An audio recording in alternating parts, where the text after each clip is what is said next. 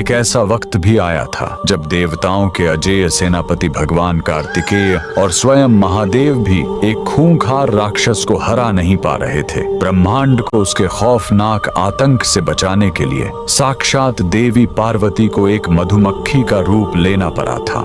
आखिर कौन था वो राक्षस और इतना शक्तिशाली कैसे बना? कहानी शुरू होती है पाताल लोक के एक बेहद क्रूर दैत्य से, जिसका नाम था अरुणासुर। देवताओं से भयंकर ईर्ष्या करने वाला ये राक्षस देवलोक पर कब्जा करके पूरे ब्रह्मांड का राजा बनना चाहता था। इस असंभव ताकत को पाने के लिए उसने हिमालय में नदी के किनारे भगवान ब्रह्मा की ऐसी खौफनाक तपस्या की कि सालों तक बिना खाए पिए उसका शरीर सूख कर सिर्फ एक हड्डियों का ढांचा बन गया। जब उसकी तपस्या की आग से ब्रह्मा जी का आसन डोलने लगा तो उन्हें मजबूर होकर धरती पर आना ही पड़ा। अरुणासुर ने ब्रह्मा जी से अमर होने का वरदान मांगा, लेकिन जब उन्होंने मना कर दिया तो इस चालाक राक्षस ने एक ऐसा चक्रव्यूह रचा जिसने मौत को ही चकमा दे दिया। उसने वरदान मांगा, मुझे कोई देव, दानव या इंसान न मार सके, कोई 2 पैर वाला या 4 पैर वाला जीव मुझे न मार सके,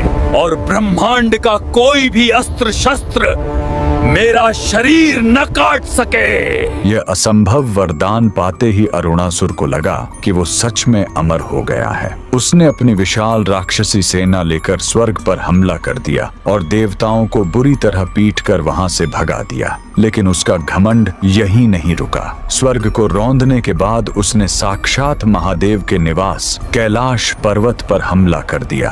कैलाश पर भगवान शिव और कार्तिकेय ने उससे भयंकर युद्ध किया, लेकिन ब्रह्मा जी के वरदान के कारण शिव जी के बड़े बड़े अस्त्र भी उस पर बेअसर हो रहे थे। जब उस राक्षस का आतंक अपनी चरम सीमा पार कर गया, तब उसके वरदान का लॉजिक तोड़ने के लिए साक्षात माता पार्वती ने ब्रह्मांड का सबसे भयंकर अवतार लिया। उन्होंने एक विशाल मधुमक्खी का रूप धारण किया, जिसे पुराणों में माता ब्राह्मणी कहा गया है। माता ने कोई शस्त्र नहीं उठाया, बल्कि अपने शरीर से करोड़ों जहरीली मधुमक्खियों, भंवरों और ततैयों को पैदा किया और उन सबको उस पापी राक्षस पर टूट पड़ने का आदेश दे दिया। चूंकि मधुमक्खी के 6 पैर होते हैं, इसलिए ब्रह्मा जी का 2 या 4 पैर वाला वरदान टूट गया। उन करोड़ों भंवरों ने एक साथ उस अमर राक्षस पर हमला कर दिया और बिना किसी अस्त्र के सिर्फ अपने डंक से उसके शरीर को तब तक नोच नोच कर खाया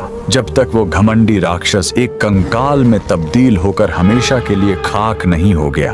अगर आप भी माता आदिशक्ति के अद्भुत ब्राह्मणी रूप की शक्ति को मानते हैं तो कमेंट में पूरी ताकत से लिखें, जय माता दी।